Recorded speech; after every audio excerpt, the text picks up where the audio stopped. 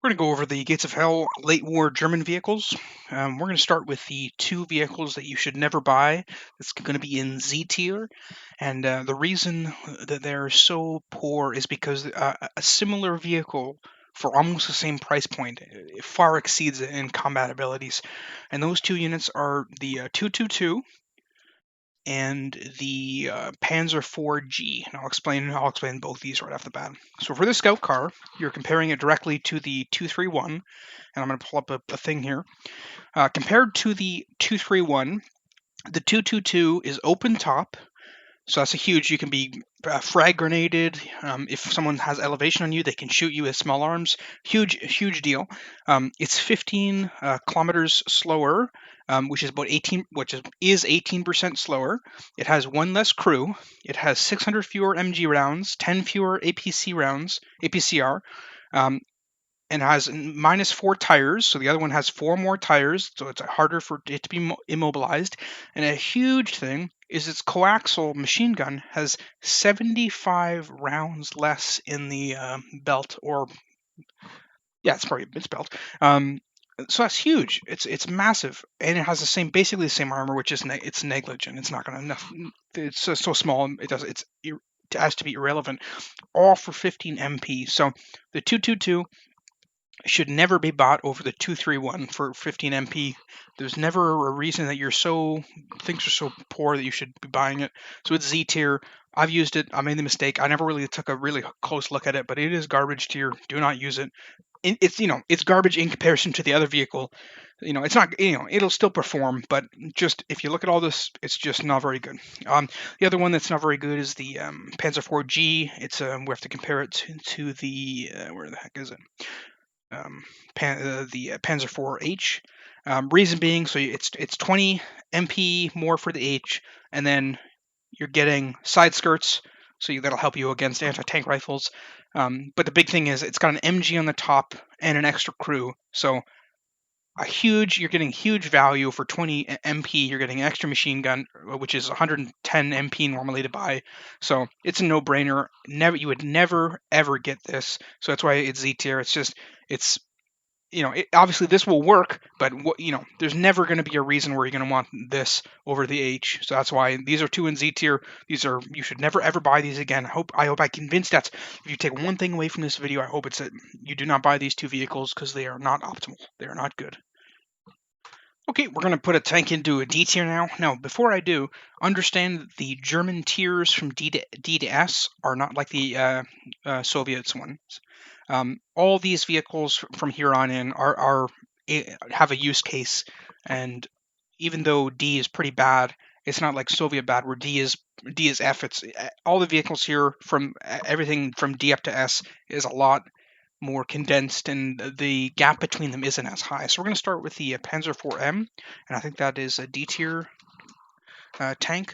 The issue is that it comes out and it can deal with scout cars, and then there's a hard stop where for the future it's completely useless. So you can dunk on scout cars, but then after that it has no future proofing. Unlike its a brother, the short barrel heat version, which I can't find anything. Oh, the Panzer III-N. So Panzer III-N, much better. It's in C. The reason being is this tank can, if you so you buy it to deal with a scout car or the first early tank, and then if this survives, it can be useful all the way up to end game because this heat shell can take out heavy tanks pretty good. So that's the reason it's so much better. Is that this M is just falls off after you're done fighting scout cars. This will have almost no use, and this is future proof. So that's the reason being there. These are the Panzer IIIs, and that's where they're going to be. Next, we're going to go with the half track. I think the half track is A tier. Half track's great. 310 MP for a mobile machine gun is crazy good value. You also have another MG in the back that has 75 rounds, so you can grab another guy and put it in, and you have MGs facing both way. Or you can take that machine gun, and then there's a free extra machine gun if you've got the extra APM. This thing's great. It can hold up to 3-tiered heavy stuff. The MG on the front has 300 rounds, and a pretty good shielding. It's a great unit. Really slept on. Another thing too is a little tip for you is if you you go first person and point the gun in the air, the guy will go back in a way where he's invincible to small arms fire. So that's just a little tip for you. But half track, easy A. I mean, even push an S, it's very good value. Very, very good value. Next, we're going to do the 221. I do not like the 221 very much because it is in competition with half track, which performs its way better. It has a 75 round turret. It is covered and it's a lot more. The guy's a lot more safer than the half track, but for 35 extra MP, I like spamming these, and this is more expensive. And really, I don't like this too much. I think D tier for this. It's having to fight with the half track, which does its job so much better. 300 rounds compared to 75, and you're paying less MP, and this can tow. It's really got a lot. Obviously this can turn more and has a little more cover, but really I'd prefer more offense. These are so lightly armored anyway. It's not a big difference. So yeah, I think D tier for the 221 is fair. Let's go with the Marauder next. I do like the Marauder. The issue is that it's a vehicle you get when you're on the back foot. No machine gun, so it's not able to exploit victories very well. It can fight above its weight class pretty good, but it's something you probably get when you're losing and not necessarily when you're winning.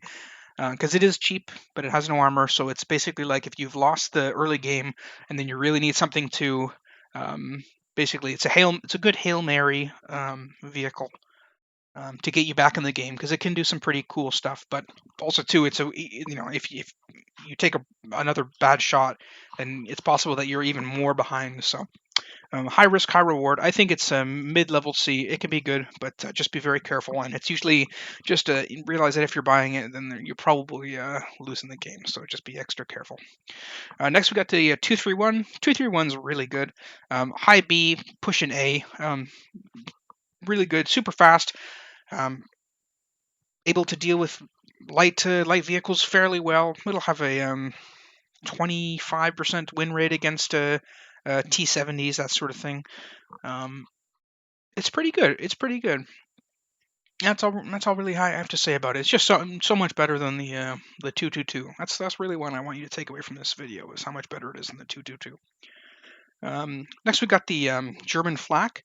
I'm comparing this to the Russian flak, and it leaves a lot to be desired. You've got no shielding for the guys. They're kind of recessed in the back there, so it's actually hard for them to angle down a lot of times. So I'm not a huge fan of this. I think it's pretty low D tier, honestly. And again, all the German vehicles are kind of like D and C aren't that far apart. Everything in the German roster other than the Z tier, is usable. This is all usable here, but just if we're trying to be optimal here, I don't really like the Opel Blitz. I think it's gets surpassed by the Gaz so hard that I really don't want to ever buy it. So D tier, that's where it's headed. Now I'm just going to do the Panther versus Tiger debate right now. Before this newest patch, I would have probably said they're pretty similar. They obviously have some you can make a debate, but with this new patch, the Panther got a massive engine buff, and this thing is like a German Hellcat. Now this thing flies. This thing is crazy good. This thing is A tier, probably pushing S tier.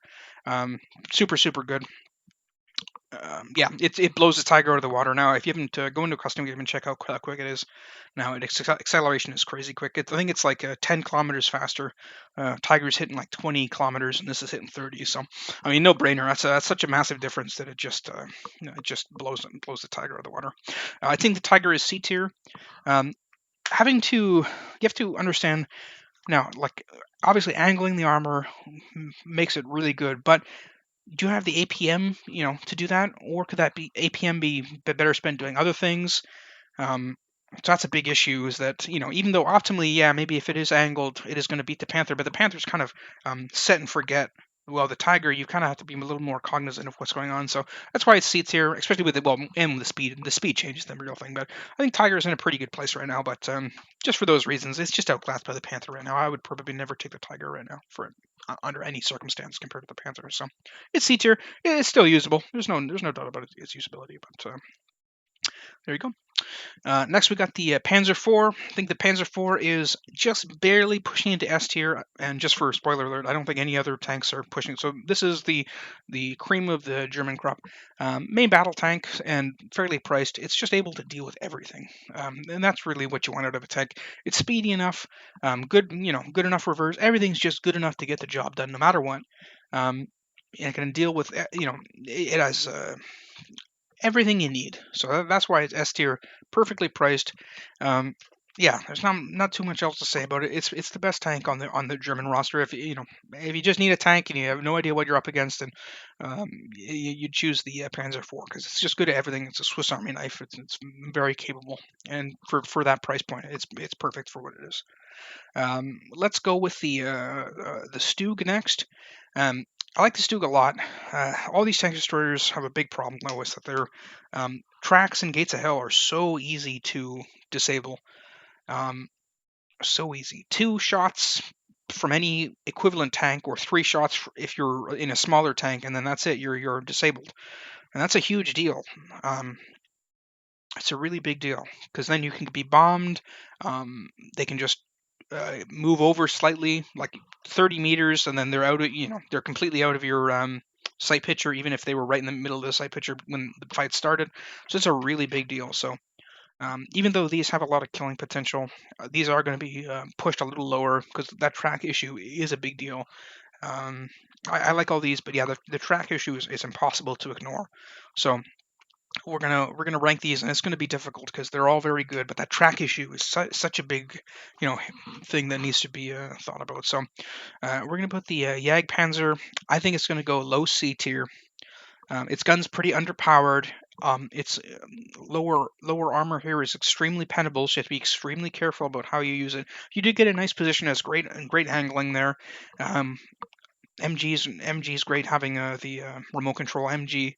And it is priced okay, but the gun's a little weak, so you can fight T-34 85s, but you'll probably lose 35% of the, or sorry, you will win 35% of the time against T-34 85. So, yeah, it's an okay tank.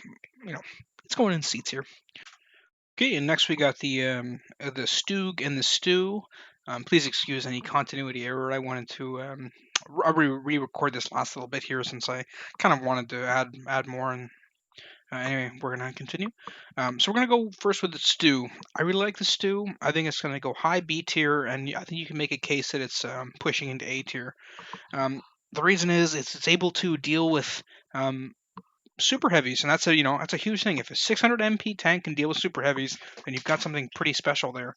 It does have some drawbacks, pretty inaccurate at the long range there with the heat shell, but that's okay because it does what it does so good. If you do win the tank battle, it's really able to capitalize on it.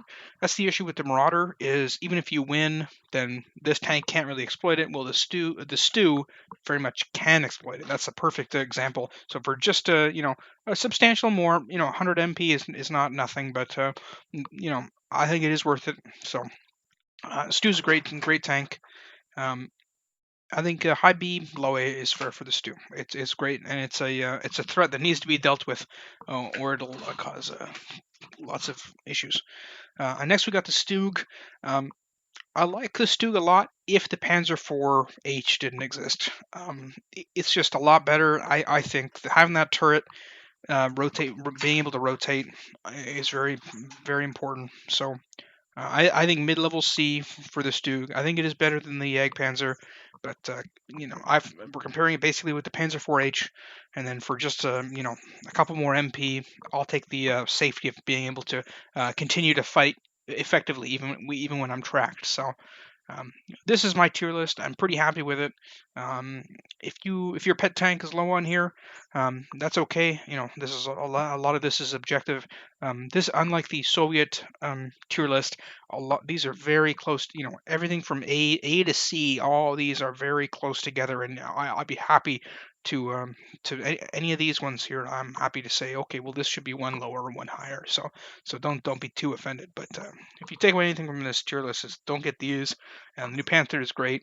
Half track's great if you're not using it, and the 4H is the P4H is is just a solid workhorse. So that's my tier list. I hope you enjoyed. Goodbye.